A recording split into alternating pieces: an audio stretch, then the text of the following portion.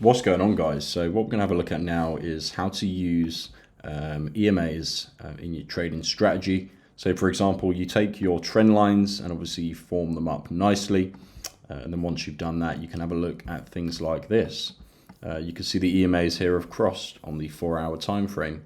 In this case, obviously it's not that significant because the trend is of course going up. But what we could wait for potentially is a push above these EMAs and another cross. And because we're flowing nicely along the 200 EMA, we could see potentially a continuation within the trend channel.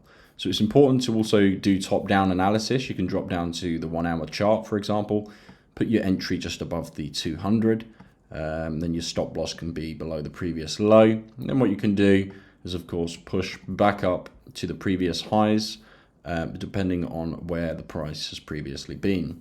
Again, you can go down to the 15-minute time frame, wait for entry above. So it just depends on sort of how you prefer to trade.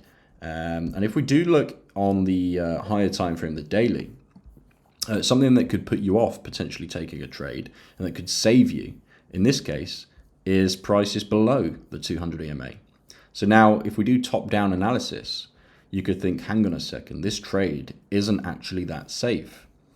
And you could go, do I want to enter this? Or do I want to wait for a break above the 200 EMA on the daily channel, on the daily time frame? And that's something you can then consider.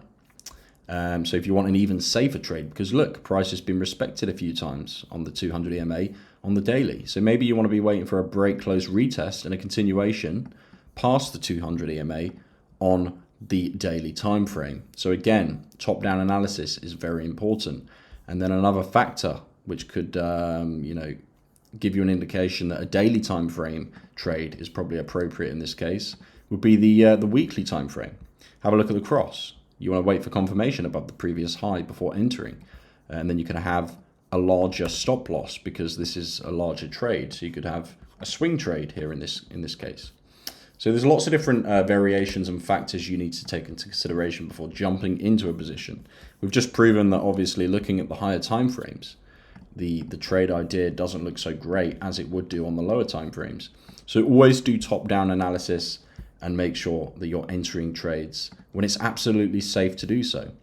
And of course, if you want to join the broker that we use and the VIP group, everything is linked down below. The broker we use is AvaTrade.